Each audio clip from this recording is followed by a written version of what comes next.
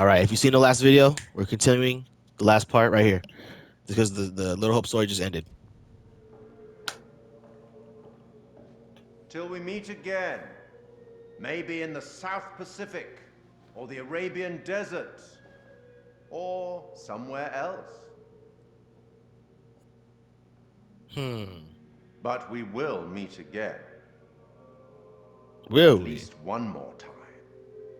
Oh, one more time? Oh, don't say that.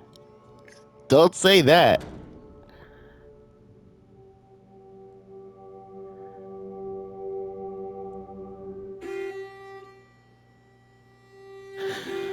Bro.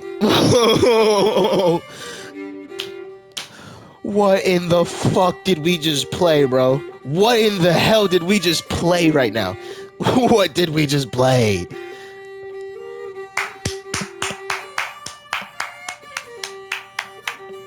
Clap it up. Clap it up. Dude, so I have so many questions. I have so many questions. Was Angela real? Was Taylor? Was all the characters we were playing as? Was any of them even real? Were any of them even real, bro?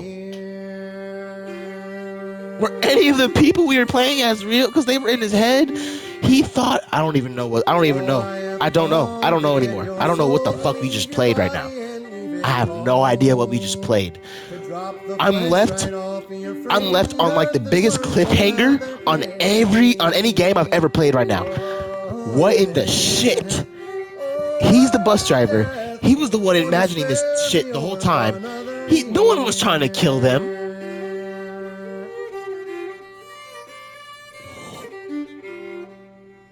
I'm so confused.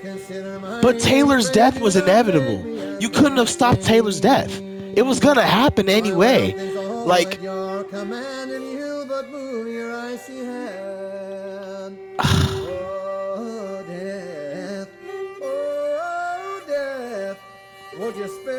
wow, bro. Okay, it's not letting me skip credits. So if you want to skip to the part of the video where there's no more credits, you can. But like, dude,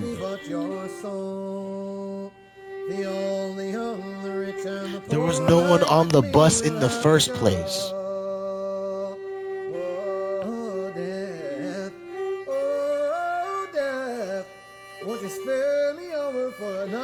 But it makes a lot more sense now because remember when the first crash happened and he said my head hurts really bad. I don't remember being in a crash. And that kind of confused me. I was like, you don't remember being in a crash. And I was like, you were on the bus. But he was the driver. But then the little girl showed up and then he was just seeing shit. This dude, like, Andrew went crazy, dude. Oh my god. Amazing story, but like, I'm so confused. I have so many questions. Please show me a clip or show me something. You believe in God? Oh my god. Absolutely not. We'll start believing. We are under attack by I don't know what. You wouldn't believe me even if I tried. Hell, I don't believe it and I was there. This was one of my favorite ones. I love this one a lot. They say the souls of the dead went deep underground to the House of Ashes, where they lived on dust, plagued by the demons of the underworld.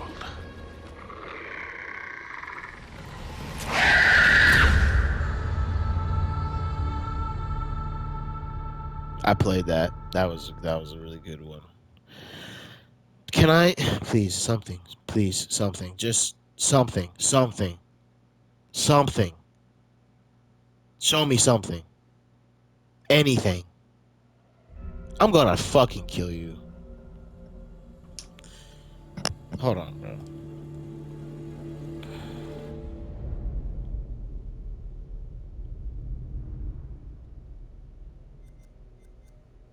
I don't want to look at any of this. It's gonna piss me off. Cause none of those even made. Now that I look at any of those futures, none of those made sense. It's because I'm over here like, what in the fuck did I just? What did I just play? If none of the characters were real in the first place. Secret of Little Hope. I didn't unlock any. By collecting all brass secrets. All silver secrets.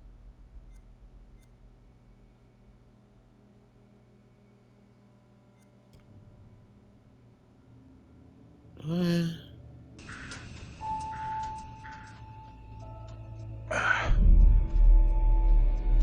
Where are we? What in the shit?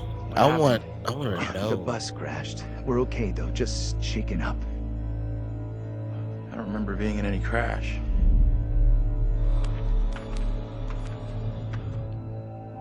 Well, here we are on set of Little Hope, part of the Dark Pictures anthology. Tell me about the characters you play in the game.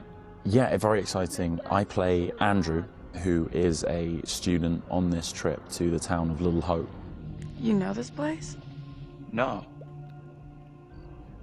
I mean, I don't think so. I also play Anthony and I play Abraham, all existing at different time periods in different places.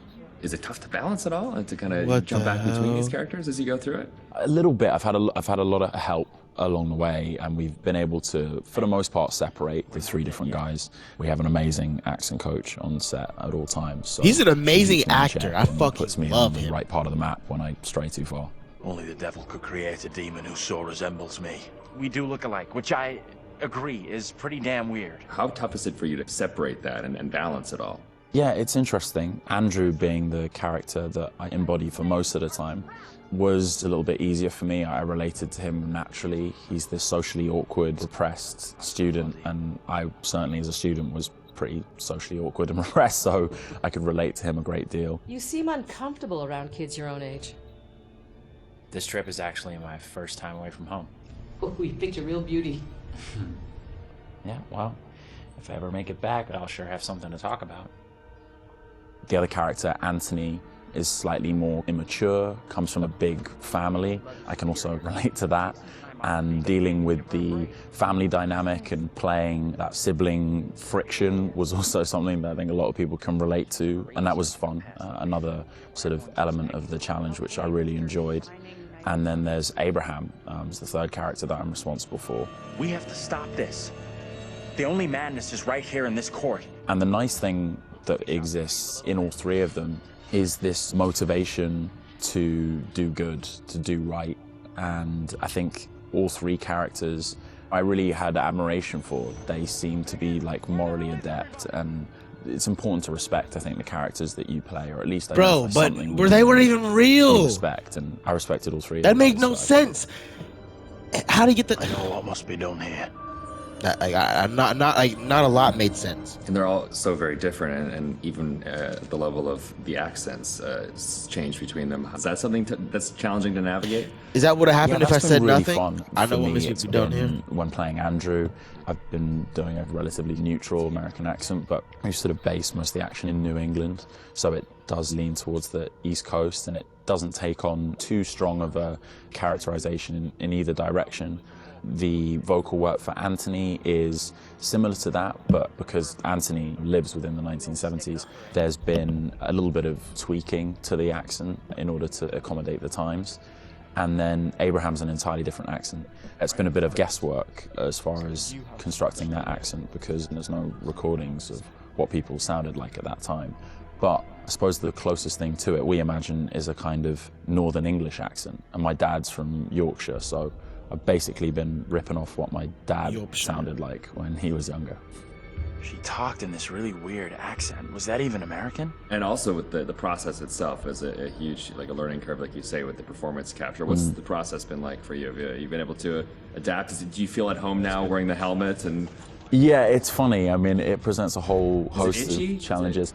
It can get a little uncomfortable. Okay. After a while, it can get a little uncomfortable. You never forget the first time you go for a Wii wearing that headset, thinking, am I on some sort of screen somewhere in a studio right now? Can people see me Wiiing? But you soon get used to the headset and the pack that you're wearing. And I think the best thing you can do is try and remove that from the equation entirely and just make it about looking at the person opposite you. Some of the more physical stuff is challenging because if you do want to move around and you do want to add a physical performance to whatever facial, emotional things that are being captured, you have to be careful that the sound isn't being compromised because of your movements. But, you know, in lots of ways, it's been quite freeing too. We move at a great pace. There's little repetition over the same thing. There's lots of variation, but little repetition really. And we have an opportunity to move freely about the space pretty much. We're not confined to marks and we don't have to relight every single moment. It's go, go, go. It's been 100 miles per hour and I've loved the intensity of it. It's been great. But we're looking for our bus driver. What? Have you seen him? Yeah, that's funny. What's up with the fog outside? It's pretty weird. Sure is a thick one tonight. Actually, it's so thick it's stopping us from leaving. Yeah, I know that feeling. You're, trapped here too, then? It's a whole different pace, I feel, than what you normally when you're setting up a scene and you shoot front to back, and then now it's kind of like you're just jumping in and you're just like stop, start, stop, start. It must be kind of refreshing in a way. 100%, yeah. You can start in the morning and by lunch you've died and come back to life 4 or 5 times, whereas on a film set you would have had to shoot for several weeks to get that material. So you do blast through a ton of content. Run! Get the hell out of there! Look out! Yeah, it's gonna be really cool to see yourself in a video game. It's gonna be an incredible experience too. And then now your friends and family members can like play you in a game. That must be a whole weird feeling. Yeah, that is really weird. It's strange enough seeing my face on screen in anything, but you're really mad and exciting, I guess, to think about being in a video. Mad game. and exciting. I guess that's like a little kid's dream in lots of ways, so I feel very lucky. It's incredible. And your friends are gonna call you, but like, I killed you. Yeah, I killed you 3 times. They're like, good to speak to you too, bud. Yeah, thanks for the call. Would you confront your fears or would you run away? I want to say confront my fears. After this experience, I would confront my fears. Maybe previously I would have run away.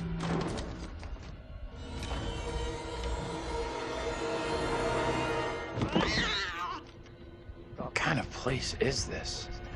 It's one of those things where what you think you'll do is Dude, different than there's what so you many actually- questions. In the moment, yeah, 100%. Oh, I would confront my fears. So and he then was you're- the- and then you're gone. Gone. Yeah. And lastly, would you explore on your own or in a group?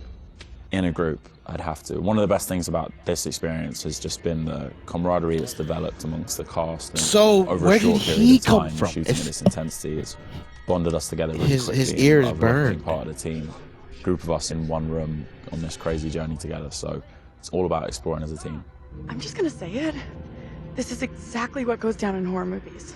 Well, plus than anything in the horror genre, we know what happens when you go off on your own, right? 100%. Wait, oh my Don't god, do it. oh my god, And oh my please still god. do I it. think I know what Yeah. happened. Check out that room over Yeah. there. No, don't go check out that room. Nope. Don't go check Or out bring that room. someone with you. Oh, yeah, exactly. Yeah. There you go. All right, Will. Tanner, thanks Thanks a lot. Appreciate that. Thank you. Cheers.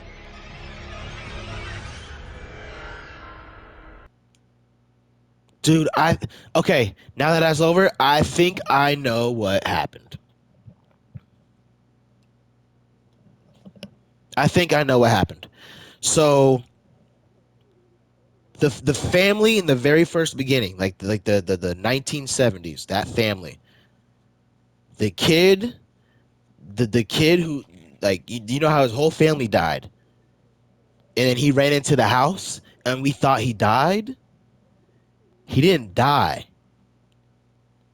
He ran into the he didn't die. Cuz if y'all remember that the burn mark on his left side of on his head, he had a burn mark from a fire. And now he's a bus driver and he probably got that scar from the fucking house when he ran in there and the burn mark. Oh, no. He got the scar from the crash, but he got that burn mark from the house. And then when he got older, he became a bus driver, and then he went crazy, and then that all happened in Little Hope. That's why all his house burning and shit happened inside of Little Hope. And that's why he was scared when the sheriff was like, oh, go through Little Hope, it shouldn't be long. And then the bus crashed when he saw a little girl. Oh my God. The design of the demon. I'm gonna just take a quick look at this. I'm not gonna look at all of it. I just saw someone in the woods. Okay, very good. We're freaked. Who's there? Whoever you are, this isn't funny at all. The demons are an integral part of the story of Little Hope. It's the crux of a lot of the things that happen, and that informs a large part of what we're doing. The starting point for each of the demons was the style of execution. They're based on a character that gets killed. That then informs how the character behaves, how it moves, how it sounds, and those are all brought together to give us that convincing, terrifying demon. In order to make convincing demons, you need to ground them in nature. So what we do is we use our understanding of anatomy and our deep understanding of biomechanics and the principles of the way things move and the way things actuate, and we apply this to the demon design. We obviously start with the production design. The production design is a drowned demon.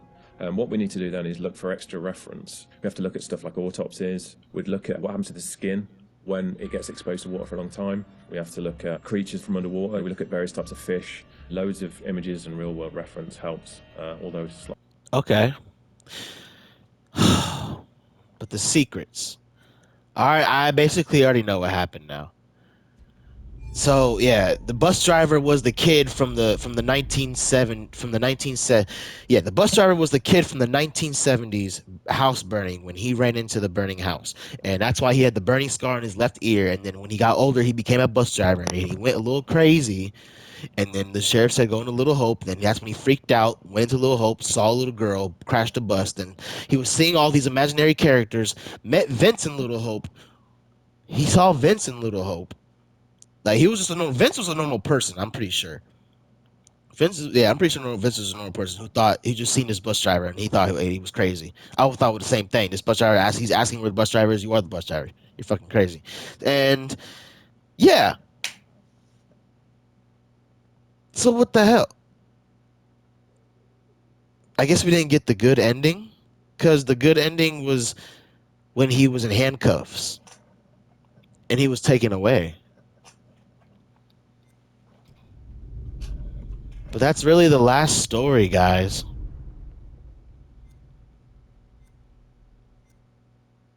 Because I don't have that's a VR game. Fast past action horror shooting. Yeah, that's not even like really a story. But